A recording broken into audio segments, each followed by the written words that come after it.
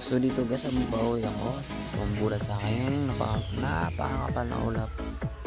So sobrang lamig yan guys. Kahit nag-double jacket na ako dyan. So parang nga lamig sobra. Okay na sana malamig guys, nakakatakot na kasi guys. Mamaya may kasalubong ka na sa sakit malalaki. So naka-MDL pala ako nyan guys, kaya medyo kitang-kita ako. Pero pag stock na ilaw lang talagang gamit mo dyan, kawawa ka dyan guys. Hindi mo makikita talaga. Okay, pwede naman sana kung mahawi mo na yung ulo. Dito banda, sobrang talaga. Kaya gumamit ako ng tatlong apat na ilaw dyan na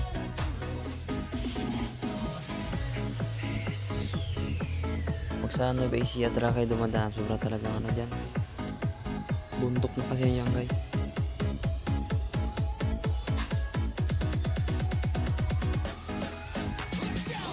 Tingnan mo lang kasi yung ulap niya, no? Nakakatuwa ba yan? Nakakatakot lang.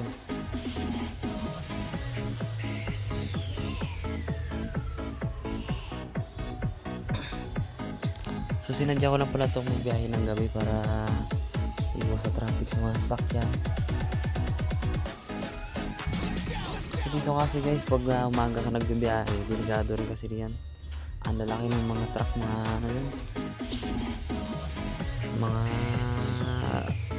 tag-12 gulong sasakyan, delikado yan. Hirap mag-overtake guys. Minsan yung mga Victory Liner ganyan, nag-overshoot, counterflow. So kaya gabi ako nagbibiyahe kasi para ako lang mag-isa. So dito guys, mag-isa lang ako magbibiyahe kasi pauwi rin ako kasi naisabilan. So sarap naman sana magbiyahe. Ang kalaban mo lang dyan ay sobrang napakalamig. Saka ang ko sa inyo guys, kung mabiyahe mo kayo ng gabi, kailangan yung malakas ilaw niya. Kasi may part talaga ng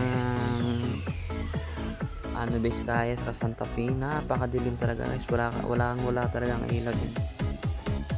So ayan, isa sa dahilan kung bakit na need ko talaga ng MDL o mini driving lights. So yung akin naman guys, yung dilaw ko na MDL, nakatutok lang talaga yan sila. Pero yung white ko kasi para lang sa mga yung mga balasubas na mga sakyan na naka high beam kahit may kasalubong.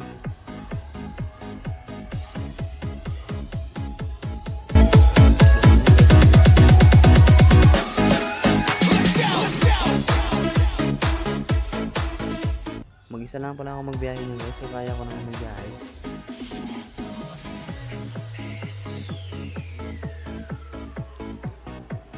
So dito guys, huminto ako kasi bala ko sana tatay. Kaso may tao pala sa loob, may bahay pala. So out na lang ako pala.